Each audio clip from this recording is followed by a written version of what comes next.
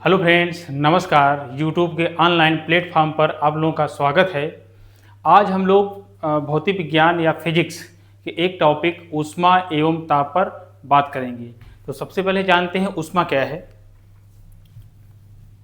ऊष्मा, जिसे हीट भी कहा जाता है, तो ऊष्मा क्या होती है। ऊष्मा एक प्रकार की ऊर्जा होती है। ऊष्मा एक प्रकार की ऊर्जा होती है जिसका प्रवाह अधिक ताप से कम ताप की ओर होता है। ऊष्मा क्या है।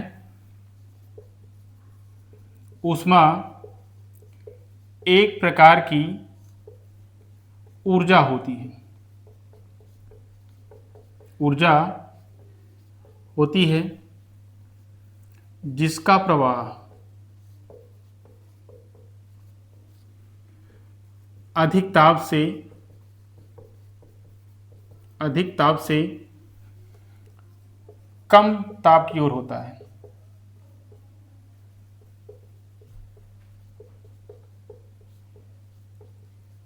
तो ऊर्जा क्या है, सॉरी, ऊष्मा क्या है। ऊष्मा एक ऊर्जा है जिसका प्रवाह कैसे होता है, अधिक ताप से कम ताप की ओर।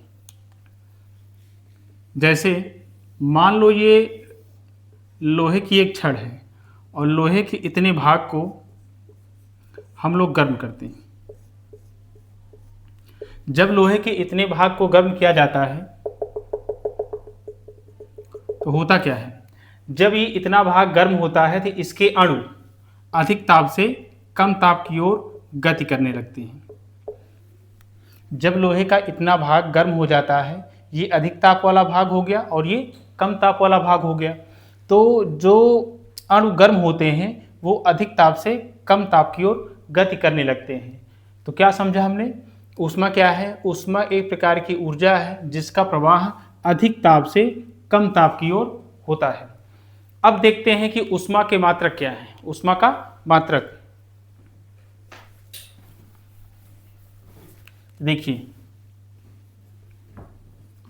ऊष्मा का एसआई मात्रक होता है जूल, जिसको जे से डिनोट करते हैं। एसआई क्या है। एसआई का मतलब होता है अंतरराष्ट्रीय पद्धति। अंतरराष्ट्रीय पद्धति, इंटरनेशनल सिस्टम। अगर अंतरराष्ट्रीय पद्धति में ऊष्मा का मात्रक पूछा जाए तो ऊष्मा का मात्रक होगा जूल। अब ऊष्मा के अन्य मात्रक देखते हैं। ऊष्मा के अन्य मात्रक में पहला है आपका कैलोरी, दूसरा है आपका किलो कैलोरी,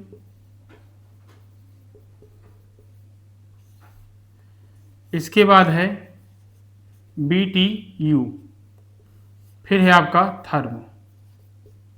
तो ऊष्मा के कितने मात्रक हो गए, 5 मात्रक। पहला है जूल जो कि ऊष्मा का एसआई मात्रक है। अन्य मात्रक की बात करें तो अन्य मात्रक में पहला है कैलोरी, दूसरा है किलो कैलोरी, तीसरा है BTU ब्रिटिश थर्मल यूनिट और चौथा है थर्म। BTU का पूरा नाम क्या होता है, ब्रिटिश थर्मल यूनिट। अब इसमें देखते हैं कैलोरी क्या होता है। कैलोरी क्या है, तो 1 ग्राम शुद्ध जल का ताप, 1 ग्राम शुद्ध जल का ताप 1 डिग्री सेल्सियस बढ़ाने में जितनी ऊष्मा की आवश्यकता होती है उसे ही 1 कैलोरी कहा जाता है। 1 ग्राम शुद्ध जल का ताप 14.5 डिग्री सेल्सियस से 15.5 डिग्री सेल्सियस अर्थात 1 डिग्री सेल्सियस बढ़ाने में आवश्यक ऊष्मा की मात्रा को 1 कैलोरी कहते हैं।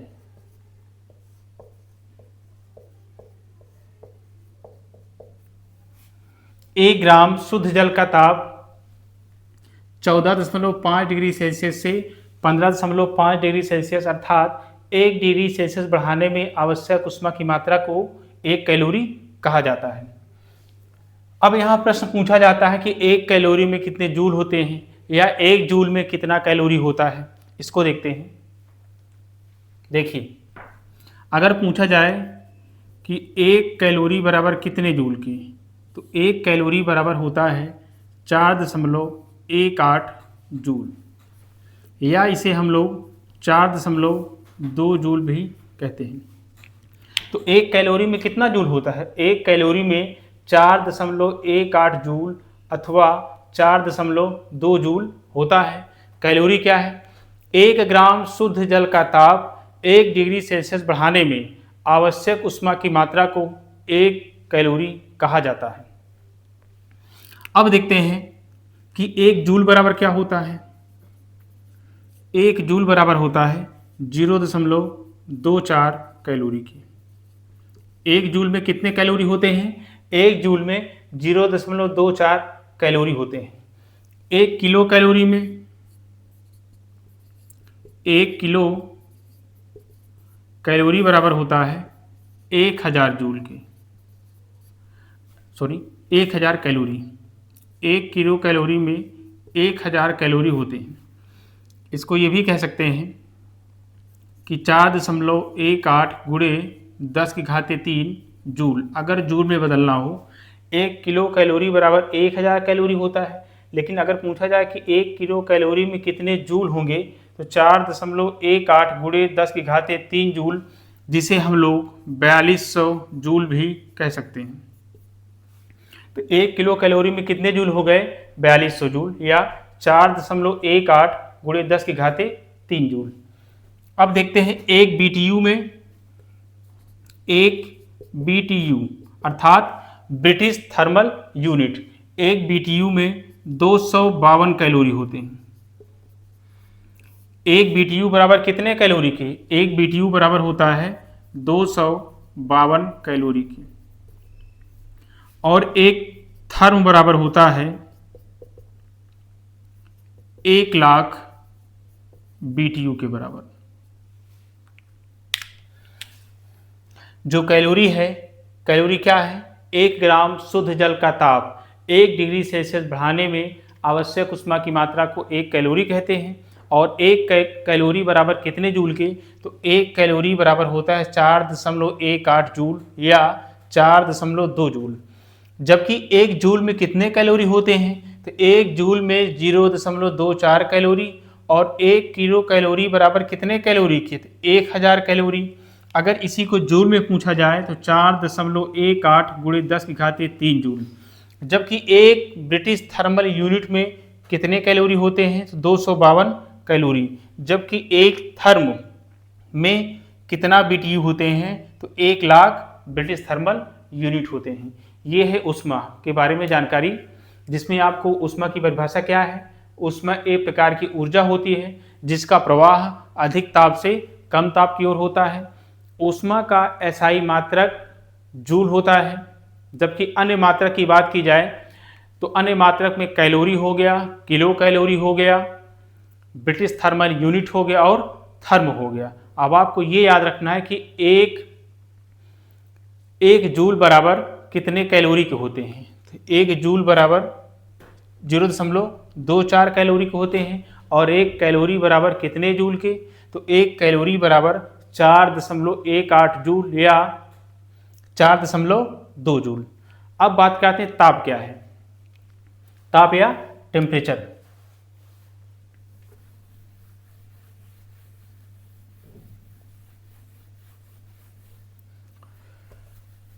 तो ताप क्या है? ताप एक भौतिक राशि है। ताप एक भौतिक राशि होती है। देखते हैं ताप, तापमान या टेम्परेचर।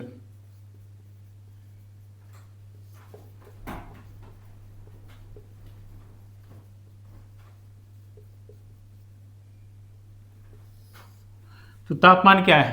तापमान एक भौतिक राशि है। तापमान एक भौतिक राशि है जिससे हमें गर्म और ठंडे होने का पता चलता है। ताप क्या है? तापमान एक भौतिक राशि है। तापमान एक भौतिक राशि है जिससे हमें उष्णता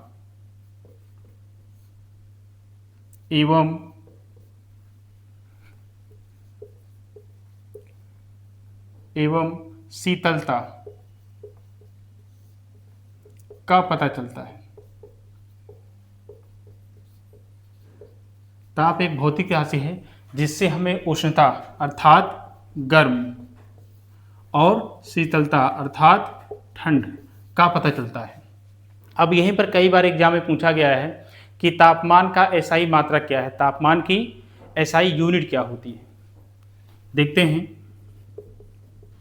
तो तापमान का एसआई मात्रक, तापमान का एसआई मात्रक होता है केल्विन। तापमान का एसआई मात्रक क्या होता है? केल्विन, जिसे हम लोग के से दर्शाते हैं। एग्जाम में कई बार पूछा गया है कि तापमान का एसआई मात्रक क्या होता है, ज़्यादातर लोग गलत कर देते हैं। तो तापमान का एसआई मात्रक आपको याद रखना है, तापमान का एसआई मात्रक होता है केल्विन। केल्विन को हम किससे दर्शाते हैं? कैपिटल के से। अगर अन्य मात्रक की बात की जाए, अन्य यूनिट की बात की जाए, तो अन्य मात्रक में हो जाएगा सेल्सियस, जिसको हम लोग सी से डिनोट करते हैं, सी से दर्शाते हैं। अगला है फ़ारेनहाइट, जिसको हम लोग एफ से दर्शाते हैं। और अगला है आपका र्यूमर, जिसको हम लोग आर से दर्शाते हैं। तो तापमान का एसआई मात्रक क्या है? केल्विन। अन्य मात्रक की बात की जाए तो सेल्सियस, फ़ारेनहाइट, र्यूमर। लेकिन आपको याद रखना है एसआई मात्रक, एसआई मात्रक क्या होता है? केल्विन होता है। अब कभी कभार एग्जाम में पूछ लिया जाता है कि मानव शरीर का तापमान कितना होता है। स्वस्थ मानव शरीर का तापमान, तो स्वस्थ मानव शरीर के तापमान की बात करें तो पहली बात तो सेल्सियस में कितना होगा? ये सेल्सियस में होता है 37 डिग्री सेल्सियस, और यही मान फ़ारेनहाइट पैमाने पर होता है 98.6 डिग्री फ़ारेनहाइट, और केल्विन में मान होता है 310 केल्विन।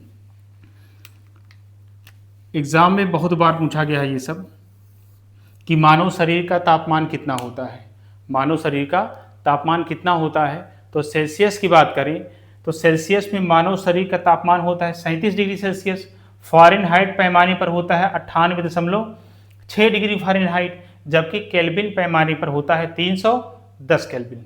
अब ये आप लोग स्क्रीनशॉट ले लो, फिर आगे बताते हैं।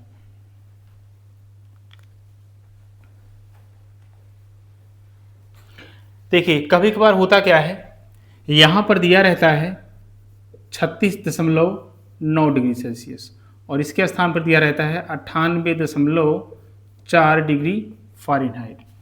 तो याद रखिएगा हमेशा, अगर विकल्प में 37 डिग्री सेल्सियस और 36.9 डिग्री सेल्सियस दोनों दिया गया है तो आपको 37 डिग्री सेल्सियस वाला ऑप्शन टिक करना है। जबकि अगर फ़ारेनहाइट में विकल्प दिया गया है 98.6 डिग्री फ़ारेनहाइट, 98.4 डिग्री फ़ारेनहाइट, तो आपको 98.6 डिग्री फ़ारेनहाइट वाला विकल्प टिक करना है। और केल्विन में तो मान कितना होता है इसका? 310 केल्विन होता है। जब हम लोग 37 डिग्री सेल्सियस को फ़ारेनहाइट में बदलते हैं तो इसका मान आता है 98.6 डिग्री फ़ारेनहाइट, और जब 36.9 डिग्री सेल्सियस को फ़ारेनहाइट में बदलेंगे तो आएगा 98.4 डिग्री फ़ारेनहाइट। अब आगे बात करते हैं कि इस तापमान को बदला कैसे जाएगा, मतलब सेल्सियस को अगर फ़ारेनहाइट में बदलना हो, फ़ारेनहाइट को सेल्सियस में बदलना हो, या सेल्सियस को केल्विन में बदलना हो, तो उसके लिए एक फार्मूले का यूज करेंगे। अब देखते हैं वो फार्मूला आएगा कैसे। लेकिन आप लोगों को ये तीनों पॉइंट हमेशा याद होने चाहिए। पहला तो तापमान, तापमान का एसआई मात्रक क्या होता है? तापमान का एसआई मात्रक होता है केल्विन। अन्य मात्रक की बात करें तो सेल्सियस, फ़ारेनहाइट, र्यूमर। सेल्सियस पैमाने पर मानव शरीर का तापमान होता है 37 डिग्री सेल्सियस, फ़ारेनहाइट पैमाने पर होता है 98.6 डिग्री फ़ारेनहाइट, जबकि केल्विन पैमाने पर मानव शरीर का तापमान होता है 310 केल्विन। थोड़ा ध्यान से सुनिए कि आपको हमारे साथ ही याद हो जाए सब चीज़ें। अब देखिएगा, एक बनाते हैं हिमांक। हिमांक मीन्स फ्रीजिंग पॉइंट, और एक बनाते हैं क्वथनांक।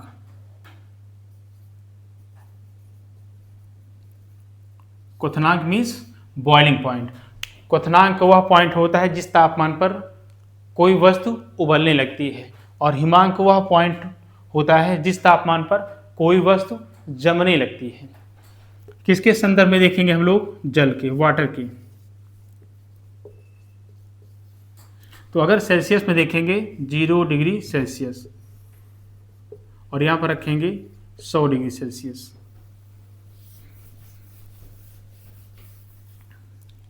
यहाँ पर रखेंगे 32 डिग्री फ़ारेनहाइट, और ये होगा 212 डिग्री फ़ारेनहाइट। केल्विन में 273 केल्विन, और इसका अधिकतम मान होगा 373 केल्विन। र्यूमर में 0 र्यूमर, अधिकतम 80 र्यूमर। अब देखिए, ये है हिमांक जल का और ये है क्वथनांक जल का।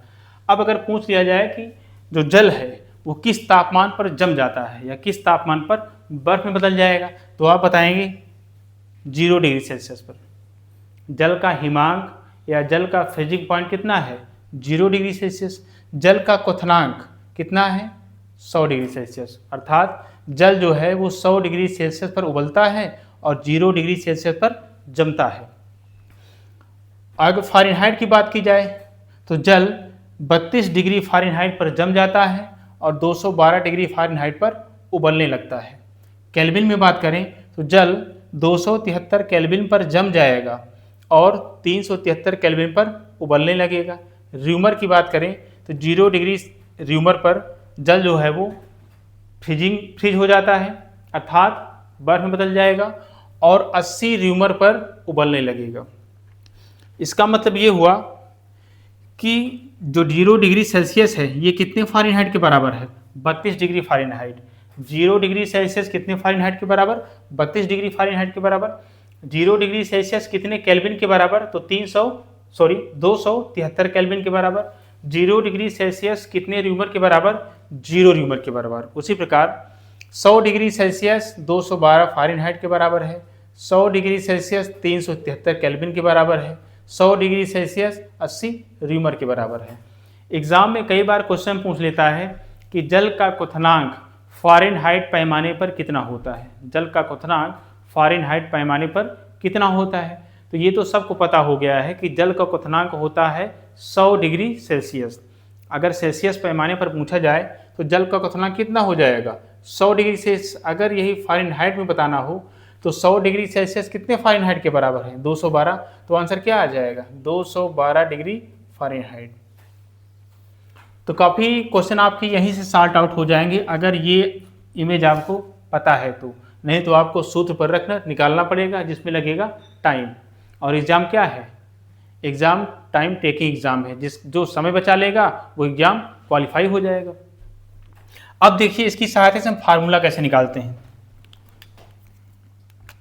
इन दोनों का अंतर लेते हैं।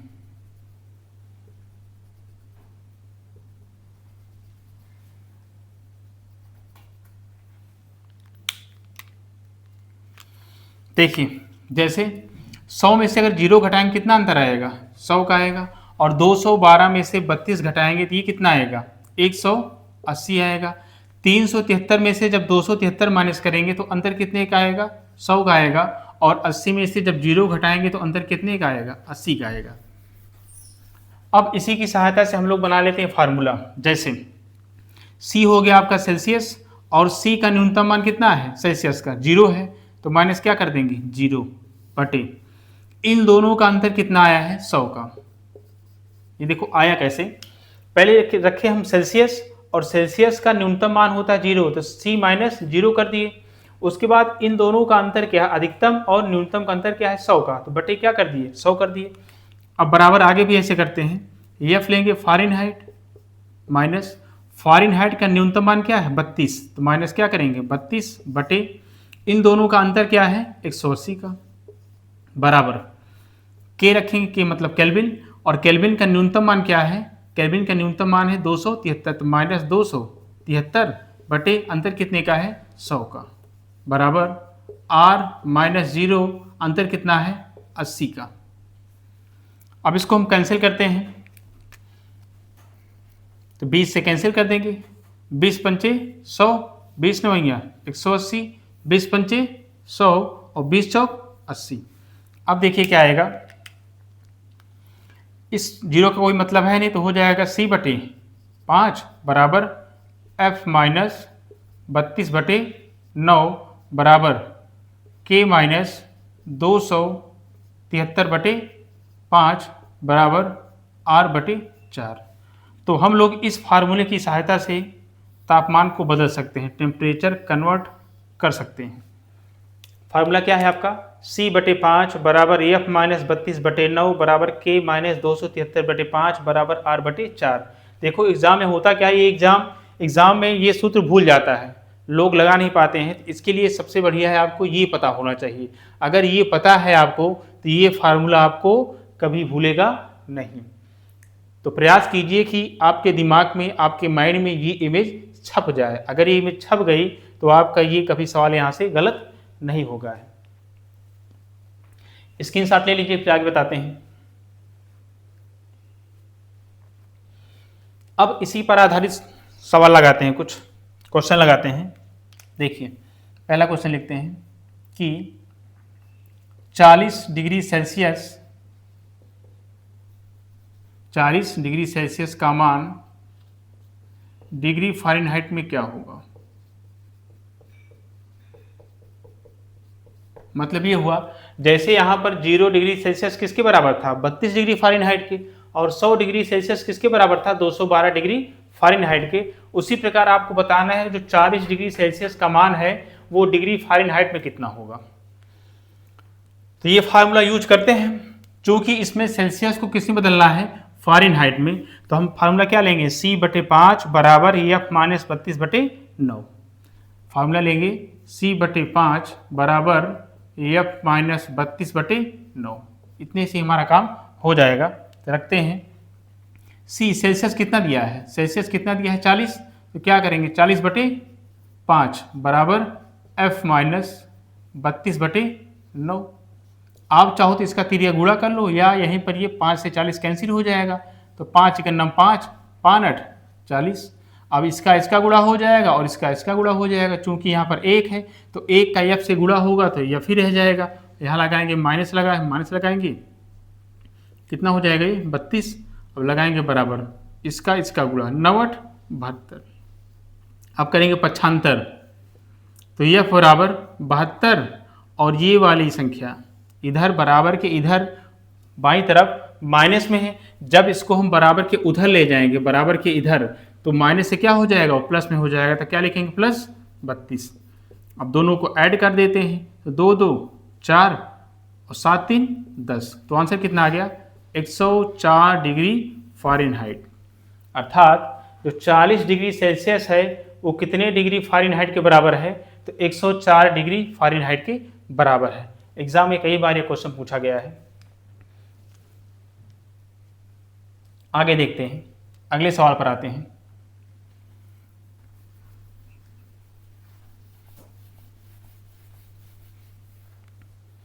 देखते हैं, यही सवाल लेते हैं, क्वेश्चन लेते हैं। 37 डिग्री सेल्सियस का मान डिग्री फ़ारेनहाइट में क्या होगा। डिग्री फ़ारेनहाइट में क्या होगा देखते हैं। तो फार्मूला क्या है, c बटे 5 बराबर f माइनस 32 बटे 9। रखते हैं, यहाँ क्या रखेंगे 37 बटे 5 बराबर f माइनस 32 बटे 9। अब आप क्या कर सकते हैं, तिरिया गुणा कर सकते हैं, इसका गुणा इससे कर सकते हैं, इसका गुणा इससे कर सकते हैं। तो क्या होगा, क्योंकि हमें f का मान निकालना है तो पहले हम कर लेंगे f से गुणा, 5 का गुणा f से, तो क्या हो जाएगा 5f। यहाँ लगा है माइनस, लगाएंगे माइनस, और 5 को गुणा 32 से करेंगे तो पहले 5 दूनी 10 कि 0 हासिल 1 और 5 तिहाई 15 और 1 16। इधर का गुणा हो गया, लगा देंगे हम इधर बराबर। अब इधर का गुणा इससे करेंगे तो 9 7 63 के 3 हासिल है 6 और 9 3 27 27 6 33। अब करेंगे यहाँ पर पक्षांतर तो 5f बराबर 333 और ये संख्या बराबर के बाईं तरफ माइनस में है। जब इसको हम उठाकर बराबर के दाएं तरफ ले जाएंगे तो ये माइनस से क्या हो जाएगा, प्लस हो जाएगा, तो प्लस 160। अब 5f बराबर कितना हो गया, ये हो गया 3 और 6 3 9 और 3 1 4 493। इसलिए f बराबर 493/5। जब इसको कैंसिल करेंगे तो 5 और 5 45, कितना बचा, 4 बचा, बन गया 43। अब 5 8 40 बचा 3, लगाएंगे दशमलव, बन गया 30, 5 6 30 डिग्री फ़ारेनहाइट। तो आपको शुरू में ही बताए थे कि 37 डिग्री सेल्सियस बराबर कितने फ़ारेनहाइट के, 98.6 डिग्री फ़ारेनहाइट के। ये सेल्सियस में मान है और ये क्या है, फ़ारेनहाइट मान है। क्या है ये, मानव शरीर का तापमान। अगले सवाल पर देखते हैं।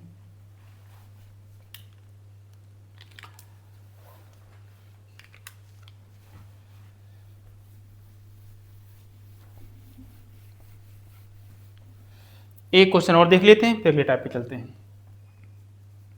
50 डिग्री सेल्सियस का मान फ़ारेनहाइट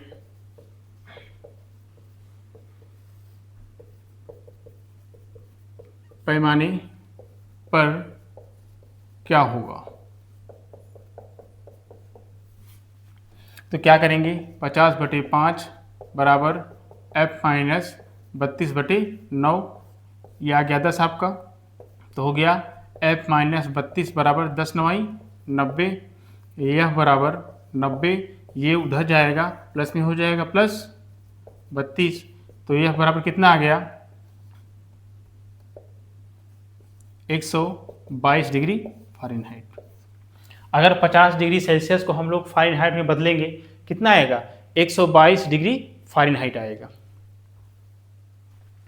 तो उम्मीद करते हैं आप लोगों को ये समझ में आ गया होगा।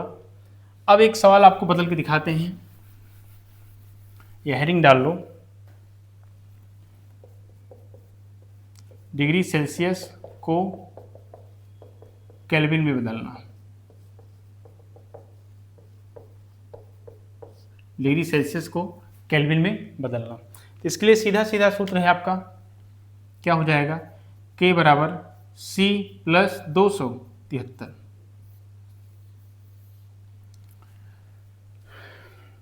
मतलब जब सेल्सियस को किसमें बदलना हो, केल्विन में रखेंगे तब भी आ जाएगा। तो अगर पूछ ले, जैसे क्वेश्चन पूछ ले कि 45 डिग्री सेल्सियस का मान केल्विन पैमाने पर क्या होगा, केल्विन पैमाने पर क्या होगा, तो कैसे निकालेंगे, देखिए फार्मूला यही है, केल्विन बराबर क्या होगा, C कितना दिया है 45 प्लस 273, ऐड कर दीजिए, 5 3 8 7 4 11 के 1 हासिल 1 और 2 1 3, कितना हो जाएगा 318 केल्विन। या फार्मूले पर रखेंगे तब भी आ जाएगा। भाई आपको सेल्सियस को बदलना है केल्विन में, तो क्या करेंगे, C/5 बराबर K माइनस 273/5, ये 5 से 5 कैंसिल हो जाएगा, तो C बराबर क्या होगा, K माइनस 273। अब K इधर लाओगे तो C उधर चला जाएगा, प्लस में हो जाएगा 273, तो K बराबर क्या हो जाएगा, 45 प्लस 273 बराबर 318 केल्विन की। उम्मीद करते हैं आप लोगों को तापमान परिवर्तित करना या टेम्परेचर कन्वर्ट आ गया होगा। बस आपको यही इमेज याद रखनी है, इसी की सहायता से ये फार्मूला आया। चाहे जो भी सवाल आपको सेल्सियस से फ़ारेनहाइट में बदलना हो, फ़ारेनहाइट से सेल्सियस में बदलना हो, सेल्सियस से केल्विन में बदलना हो, सब कुछ बदल जाएगा। अब आगे देखते हैं, स्क्रीनशॉट लेना चाहे ले लें आप लोग।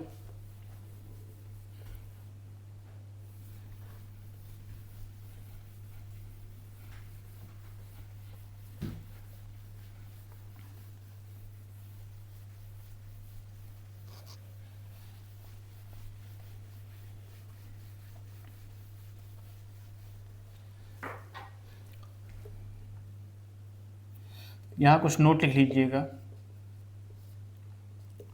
-40 डिग्री सेल्सियस पर सेल्सियस और फ़ारेनहाइट पैमाना समान होता है। किस तापमान पर? -40 डिग्री सेल्सियस पर। मतलब -40 डिग्री सेल्सियस वह तापमान है जिस तापमान पर डिग्री सेल्सियस और फ़ारेनहाइट दोनों पैमाने क्या होते हैं? इक्वल होते हैं या समान होते हैं। कह सकते हैं 0 डिग्री सेल्सियस बराबर 0 डिग्री फ़ारेनहाइट किस तापमान पर? -40 डिग्री सेल्सियस पर। या देख लीजिए, क्वेश्चन देख लीजिए, अगर आपको बदलना हो ऐसे -40 डिग्री सेल्सियस को डिग्री फ़ारेनहाइट में बदलो, कैसे निकालेंगे भाई? फार्मूला रखेंगे C/5 बराबर F-32/9। तो यहाँ क्या रखेंगे? -40/5 बराबर F-32/9। ये कैंसिल कर सकते हैं, 5/40 इसका गुणा हो जाएगा। यहाँ क्या हो जाएगा? F-32 बराबर 8×9 = 72। अब F बराबर क्या होगा?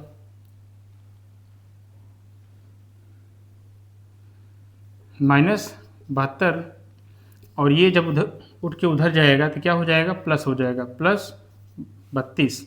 तो F बराबर क्या हो जाएगा? देखो, एक संख्या किस में है? माइनस में। एक संख्या किस में है? प्लस में। ऋणात्मक और धनात्मक संख्याएं सदैव आपस में घट जाती हैं और चिन्ह हमेशा बड़ी संख्या का लगता है। एक संख्या अगर माइनस में है, दूसरी प्लस में है, तो इन दोनों को कर देंगे माइनस और उत्तर हमेशा किस में आएगा? बड़ी संख्या में आएगा। तो जब 72 में से हम 32 घटाएंगे, कितना आ जाएगा? 2 में से 2 गया 0 और 7 में से 3 गया 4 डिग्री फ़ारेनहाइट। लेकिन किस में आएगा उत्तर? माइनस में आएगा, क्योंकि जब धनात्मक और ऋणात्मक संख्याएं आपस में घटती हैं तो चिन्ह हमेशा किसका लगता है? बड़ी संख्या का लगता है। इसका मतलब यही हुआ कि -40 डिग्री सेल्सियस वह तापमान है जिस पर सेल्सियस और फ़ारेनहाइट पैमाना इक्वल होता है या समान होता है। या ऐसे भी देख सकते हैं, जैसे ये फार्मूला है आपका, ठीक है ना? तो C के स्थान पे x मान लेते हैं, F के स्थान पे x मान लेते हैं, क्या हो जाएगा? x/5 बराबर, यहाँ भी x मान लेते हैं, x - 32/5। सॉरी, यहाँ पे 9 रहेगा। तो क्या होगा? इसका इससे गुणा हो जाएगा, इसका इससे गुणा हो जाएगा, तो क्या हो जाएगा? 5x माइनस 5 दूनी 10 के 0 हाथ से 1, 5 3 15 16 बराबर, ये कितना हो जाएगा? 9x। और 5x है, जब ये बराबर के इधर आ जाएगा, इधर प्लस में है। जब किसी संख्या के सामने कोई चिन्ह ना लगा हो तो वो प्लस माना जाता है, लिखा नहीं जाता है। तो जब ये इधर से इधर आएगा, कितना हो जाएगा? -9x बराबर, और ये जब बराबर के उधर जाएगा, क्या हो जाएगा? प्लस में हो जाएगा 160। अब 9 में से 5 गया, -4x बराबर 160। अब क्या हो जाएगा? इसलिए x बराबर 160/-4 कितना आ जाएगा? -40 डिग्री सेल्सियस। अर्थात -40 डिग्री सेल्सियस वह तापमान है जिस तापमान पर डिग्री सेल्सियस और फ़ारेनहाइट पैमाना समान होता है। एग्जाम में कई बार पूछा गया है, याद रखिएगा। आगे बात करते हैं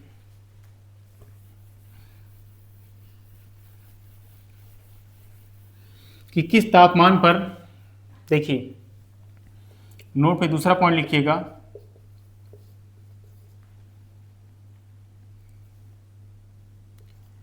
(574.25) ताप पर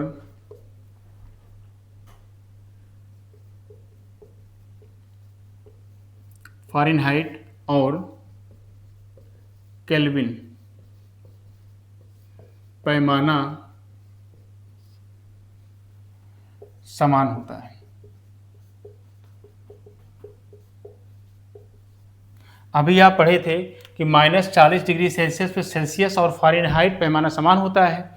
अगर आपसे फ़ारेनहाइट और केल्विन के बीच पूछ ले कि ऐसा कौन सा तापमान है कि कि जिस तापमान पर फ़ारेनहाइट और केल्विन पैमाना इक्वल होगा या समान होगा, तो आप बताएंगे 574.25 ऐसा तापमान है जिस तापमान पर फ़ारेनहाइट और केल्विन पैमाना क्या होगा, समान होगा।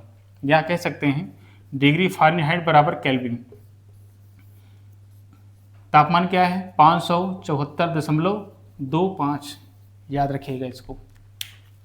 ये ऐसा तापमान है जिस तापमान पर केल्विन और फ़ारेनहाइट पैमाना क्या होता है, इक्वल होता है। अब आगे बात करते हैं कि परम शून्य ताप क्या होता है। परम शून्य ताप, अंग्रेजी में बोलते हैं इसे एब्सोल्यूट जीरो टेम्परेचर, परम शून्य ताप। तो परम शून्य ताप क्या होता है, न्यूनतम संभव ताप को ही परम शून्य ताप कहते हैं। अर्थात सबसे कम तापमान जो होगा उसे क्या बोला जाएगा, परम शून्य ताप। तो कह सकते हैं सैद्धांतिक रूप से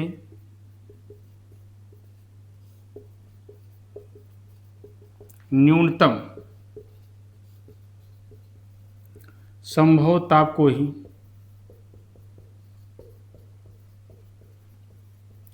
परम शून्य ताप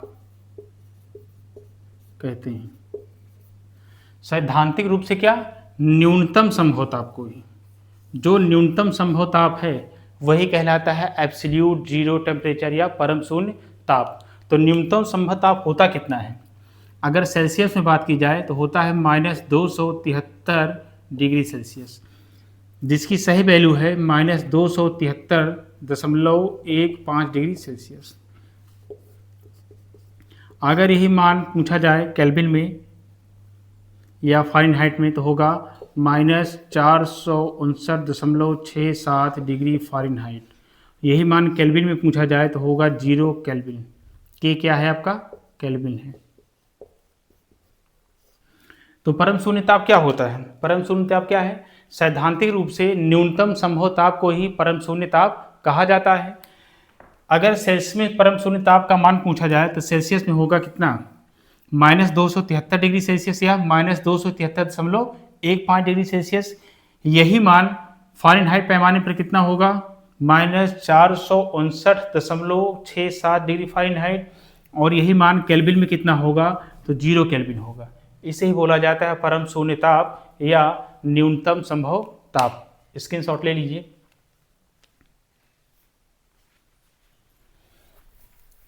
अब इसके नीचे कुछ पॉइंट लिख लीजिए, 1-2 पॉइंट लिखिएगा।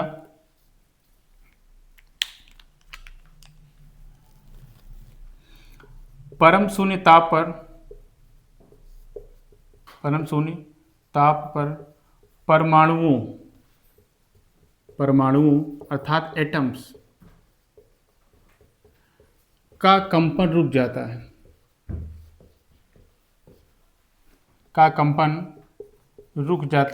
है, अर्थात परम शून्य ताप ऐसा ताप है जिस ताप पर एटम्स वाइब्रेट करना छोड़ देते हैं। मान लो ये इसमें एटम्स रखे गए हैं, ये एटम्स है आपका, इसके छोटे छोटे कण क्या होते हैं, वाइब्रेशन, कंपन करते रहते हैं। लेकिन परम शून्य ताप पर क्या होगा, ये वाइब्रेट करना, कंपन करना बंद कर देते हैं। तो प्रश्न पूछा जाता है ऐसा कौन सा तापमान है जिस तापमान पर परमाणु कंपन करना या वाइब्रेट होना बंद कर देते हैं। तो आप बताएंगे परम शून्य ताप। और परम शून्य ताप का मान कितना होता है, डिग्री सेल्सियस में होगा -273.15 डिग्री सेल्सियस। फ़ारेनहाइट में कितना होगा, -459.67 डिग्री फ़ारेनहाइट। और यही मान केल्विन पैमाने पर कितना होगा, तो होगा 0 केल्विन। अगला पॉइंट है सेल्सियस, फ़ारेनहाइट,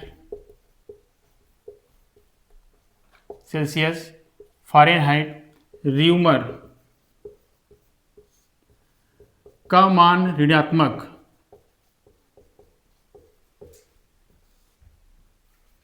हो सकता है या होता है, लिख लो, ऋणात्मक होता है,